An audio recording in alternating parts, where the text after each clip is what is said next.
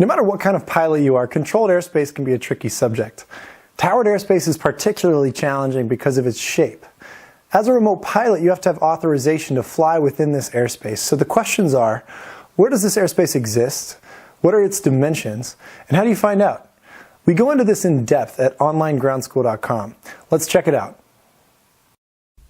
As you've already heard, towered airports generally exist in either Class B, C, or D airspace.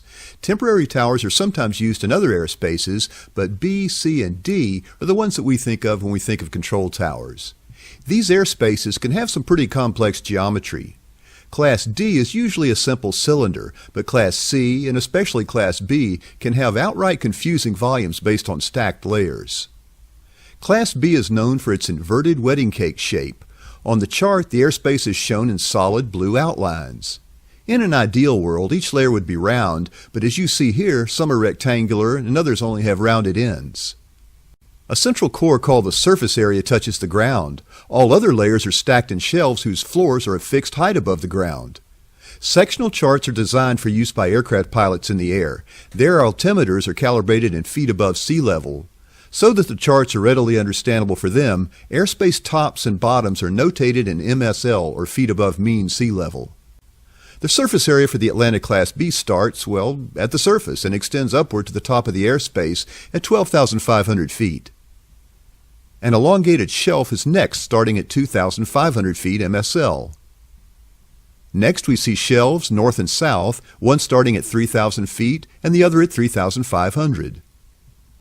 Pause the video and spend a moment studying the 3D structure as shown on the chart.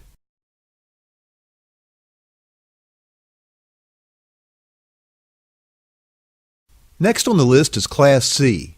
These airspaces generally consist of a central core, the surface area, and a shelf area above that usually has a 10 nautical mile radius. They are outlined on the sectional by solid magenta lines. In this example at Chattanooga, Tennessee, the bottom of the shelf area isn't flat. It's stair-stepped with 3 different floor levels. Looking at the larger section on the south, we see that the bottom is 2,600 MSL. The airport information indicates that field elevation is 682 feet above sea level. So, to determine the altitude of the shelf in AGL, just do the math. 2,600 minus 682 gives us the answer, 1,918 feet above the ground.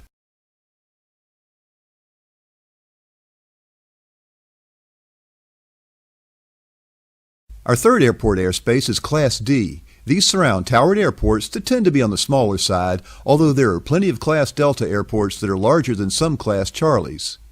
There are no shelves or layers in Class D, just a surface area usually shaped like a cylinder or a drum. They're normally round, but like with any airspace, they are sometimes irregular in shape. They are outlined by dashed blue lines. The top of Class D is specified inside of brackets in hundreds of feet MSL. In this example, the Class D extends from the surface up to 3,700 feet above sea level.